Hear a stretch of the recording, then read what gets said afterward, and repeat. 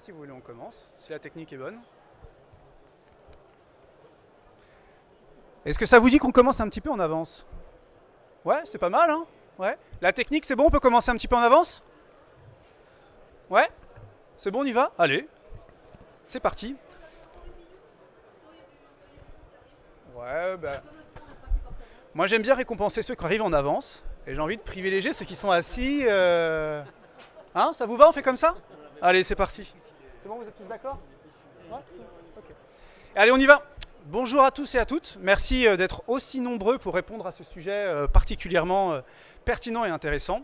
Vous l'avez compris, cet après-midi, on va faire un retour d'expérience sur la RE 2020 et on va parler plus particulièrement de la notion de carbone. Alors moi je m'appelle Clément Estier, je travaille pour Wienerberger et je suis l'animateur d'une certaine façon de cet atelier. Alors l'objectif de cet après-midi c'est quoi? Vous avez sur l'écran juste à côté de moi un bâtiment. Et qu'est-ce qu'on va essayer de faire ensemble? On va essayer de partir d'un projet qui a été conçu pour répondre à la RE 2020 avec le cap 2022 au niveau du carbone. Et on va tous se creuser les méninges pour essayer de voir comment on va réussir à le projeter sur le seuil carbone 2025, dont on entend beaucoup parler. Pour se prêter à cet exercice, c'est pas moi qui vais vous donner les éléments de réponse, j'ai la chance d'être plutôt bien entouré. Alors, je vais vous parler un petit peu des acteurs engagés dans cette démarche de décarbonation. Je vais vous parler de Nathalie Chang. Nathalie Chang est la présidente du bureau d'études Tribu Énergie. Certains d'entre vous l'ont peut-être déjà vu depuis ce matin dans beaucoup de conférences. Je ne sais pas, c'est la combienième conférence que vous faites? C'est la 3e, voilà, donc elle est prête. Donc Tribu Énergie, c'est un bureau d'études qui est spécialisé dans la conception de bâtiments économes en énergie.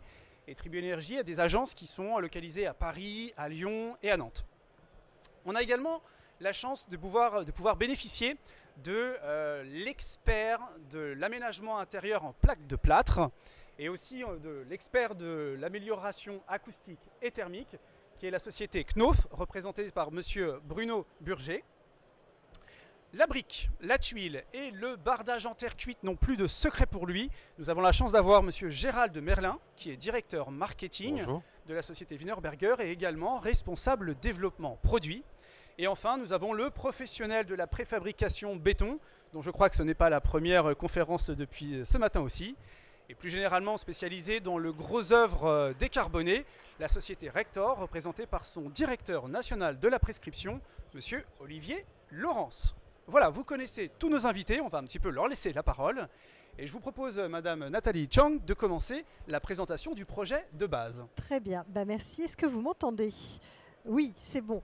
Donc je vais vous présenter effectivement ce bâtiment qui est en cours de chantier, qui est un bâtiment qui s'appelle les Jardins de la Convention, qui a été conçu par l'architecte Richard Senpin pour ETPO Immobilier, qui est donc en lien avec l'entreprise générale ETPO.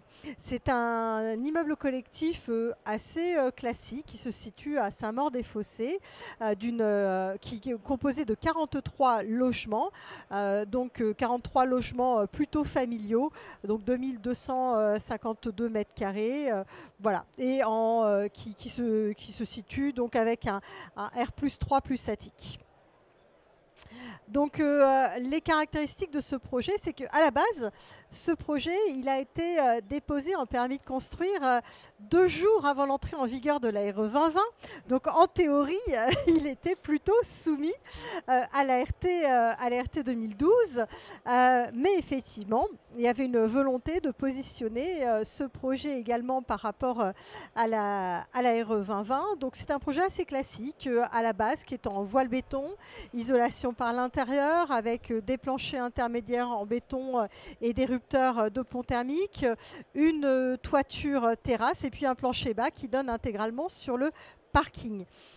À la base, le projet, il est en chaudière gaz. Donc sur cette opération, effectivement, on a fait les simulations avec des pompes à chaleur pour regarder une variante, notamment pour viser les seuils RE 2025. Mais à la base, il était en chaudière collective gaz avec des radiateurs. Voilà. Alors, à l'état basique du projet, il faut savoir que le bâtiment Il est conforme au Babyomax de la RE 2020.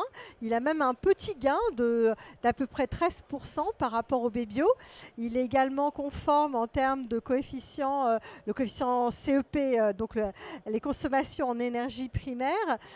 Il est même plus performant de 21% par rapport à l'état d'origine, avec, vous voyez, une équirépartition, en tout cas, des consommations sur les postes chauffage, le poste eau chaude sanitaire, et puis après, on trouve le poste lié au déplacement. Sur la slide suivante, et c'est le sujet qui nous intéresse le plus aujourd'hui, c'est de regarder finalement ce projet en l'état, finalement, comment se positionne-t-il par rapport aux différents seuils carbone de la RE 2020, donc sur l'indicateur du IC construction, qui s'exprime lui en kilogrammes de CO2 par mètre carré.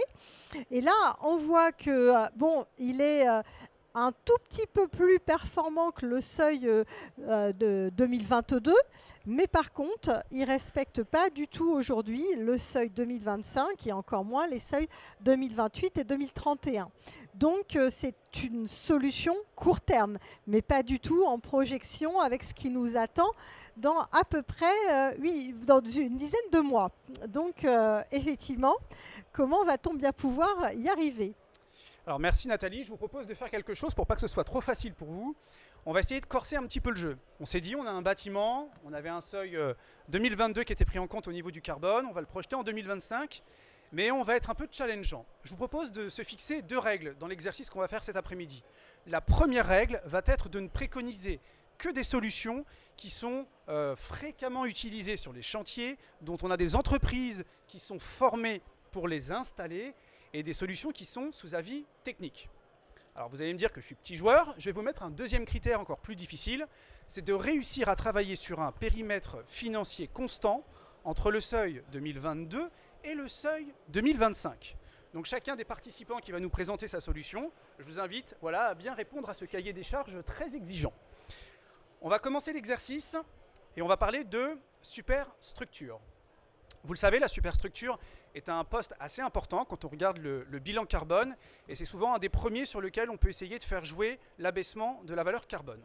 Olivier, je me retourne vers vous, et j'aimerais bien savoir quelle solution vous avez dans la manche pour éventuellement essayer de se rapprocher le plus possible de l'indice carbone 2025.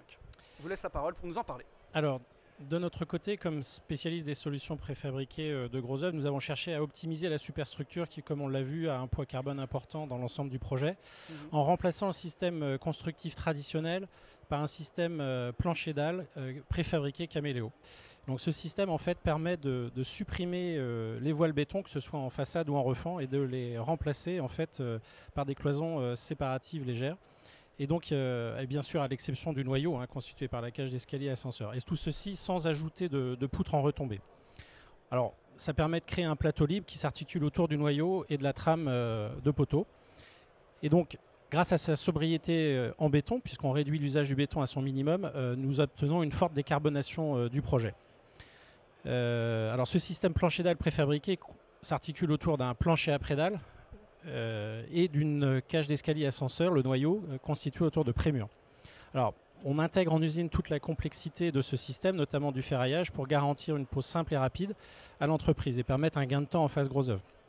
Donc si l'on regarde maintenant ce que ça a donné sur ce projet, en fait on a associé le lot superstructure au lot cloisonnement, donc le lot 3 et 5, qui pesait initialement 222 kg de CO2 par mètre carré, donc une base système constructif traditionnel, et en variantant ce système sur le système plancher dalle Caméléo dans une version bas carbone pour cumuler le double effet qui s'appelle Airsoft chez nous, nous avons réduit le poids carbone à 171 kg, ce qui a un gain de 51 kg, ce qui représente sur ces deux lots 3 et 5 23%. Bravo, bravo, c'est une très très belle étape de franchie, bien joué, ça nous va permettre de monter l'escalier de cette décarbonation. Je vous propose de rester dans la partie structure. Et cette fois-ci, on va parler de maçonnerie en terre cuite. Et Gérald, je vais vous poser un peu la même question que celle que j'ai posée à Olivier. Comment, chez Wienerberger, vous appréhendez cette notion de décarbonation, et êtes-vous prêt à rester dans une enveloppe financière qui est proche de celle du projet initial ? Merci Clément. Donc oui, en effet, donc sur cette base qui était initialement en voile béton, donc avec des performances qui respectaient donc les différentes exigences de la RE 2020, nous nous sommes positionnés donc en tant que fabricant de solutions terre cuite, briques de parement et solutions façade, avec une brique maçonnerie de type A, donc qui permet un traitement optimisé des murs extérieurs.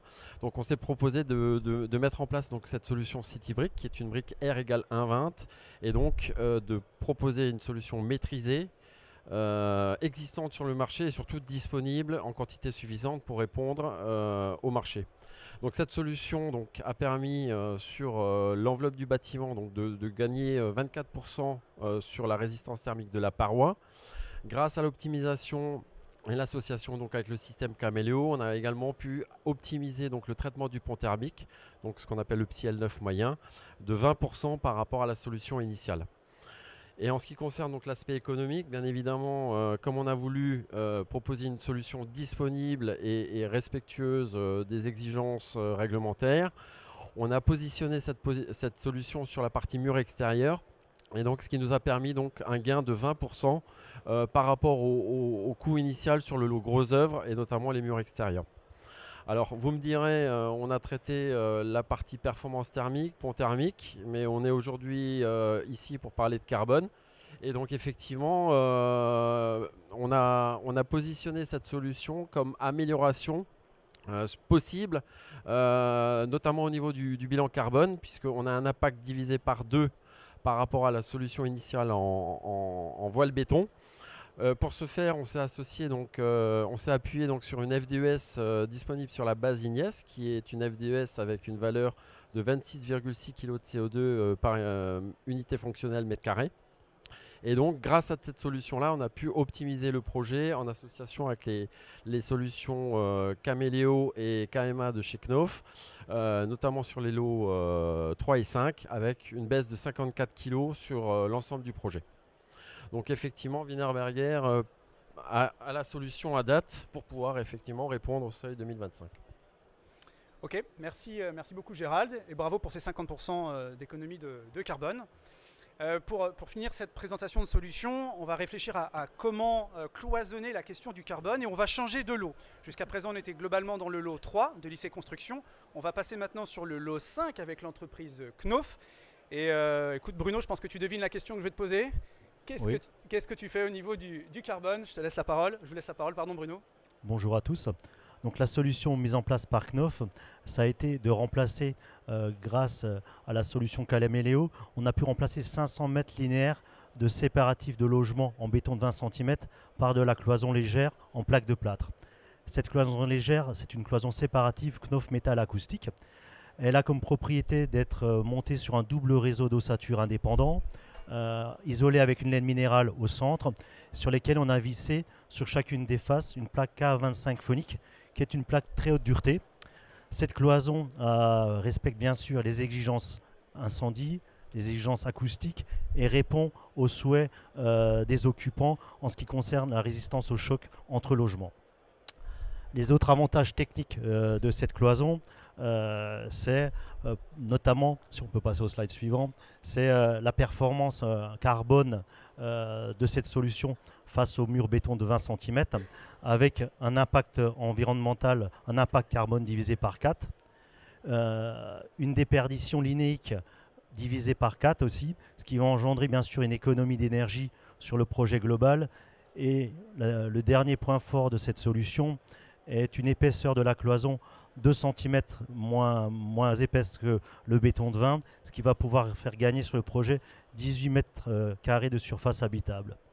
Enfin, dans le cahier des charges, on avait cette recherche d'optimisation du coût, et la solution KMA, la solution cloison séparative, est une solution 100% traditionnelle. Tous les plaquistes ont l'habitude de poser ce type de cloison. Elle est vendue aujourd'hui autour de 70 € du mètre carré en prix fourni posé, ce qui est la moitié du prix de la solution de base en béton de 20 cm. Donc on a atteint les objectifs qu'on s'était fixés. On arrive à répondre au seuil 2025 de la réglementation environnementale en changeant les habitudes de conception et en restant économique, en changeant la conception, en changeant la performance notamment de ces cloisons séparatives de logements en béton en passant en cloisons légères plaques de plâtre. Ok, merci Bruno, bravo de diviser par 4. Hein. Donc vous l'aurez noté, 23% d'économie de carbone, 50% de carbone en moins, le carbone divisé par 4. Ça sent la bonne nouvelle. Je vais laisser la parole à Nathalie qui va nous faire un petit peu le bilan. Et j'ai l'impression, Nathalie, que vous n'allez pas que nous parler de carbone. Alors, effectivement, déjà, je remercie donc, messieurs les industriels via vos sociétés d'avoir développé toutes ces solutions techniques parce que, qui existent certes, mais en tout cas d'avoir publié les FDES aussi associés, de continuer à les optimiser. Alors, la première bonne nouvelle, c'est qu'il n'y a pas que le carbone, c'est-à-dire que les solutions, notamment via le traitement des ponts thermiques, l'amélioration de la performance de la résistance thermique des murs, et ça nous permet de gagner encore plus sur le coefficient B-bio, puisque effectivement là on est sur un B-bio quasiment à moins 20%. Donc on peut prétendre au label par exemple Effinergie, donc c'est assez intéressant. Pareil sur le coefficient CEP où on retrouve la conclusion de tout à l'heure où là on est à un CEP moins 24,4%, donc un gain de 2,2. La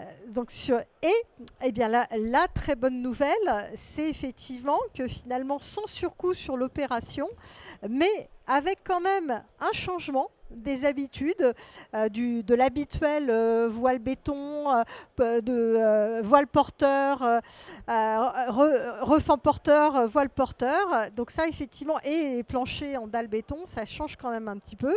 Mais en tout cas, un petit peu brainstorming en amont pour trouver les bons produits, ça permet de passer sous le seuil 2025. Et ça, c'est quand même très appréciable, sans surcoût, avec notamment un gain de 54 kg de CO2 qui est réalisé, dont effectivement 51 sur les lots 3, donc superstructure, et le lot 5. Donc ça, c'est très très positif. Maintenant, je pense il va falloir changer nos habitudes. Nos habitudes. Par rapport à la cloison de chez Knauf, je rajoute un autre avantage quand même dont on n'a pas parlé, c'est la flexibilité, la réversibilité des espaces, parce que là aussi, la famille s'agrandit ou les enfants partent, on peut facilement doubler la taille du séjour. C'est des sujets qui sont hyper intéressants finalement en termes d'usage. Tu as devancé notre slide suivant. On va en parler. Justement, alors, vous faites très bien la transition. Déjà, on peut applaudir ces propositions qui apportent la réponse justement sur le slide 2025. Donc, je pense qu'on peut les applaudir. Et je suis sûr que vous avez tous des questions à leur poser. Ce que je vous propose, c'est de lever la main. Dès que vous avez une question, on va vous passer un micro pour que vous puissiez les interroger. Alors, je ne sais pas si vous avez des questions dans la salle. Au premier rang, je vois qu'on a une première question. Merci, parce que c'est difficile de poser toujours la première question. Bonjour, Adrien Péot, FH Construction.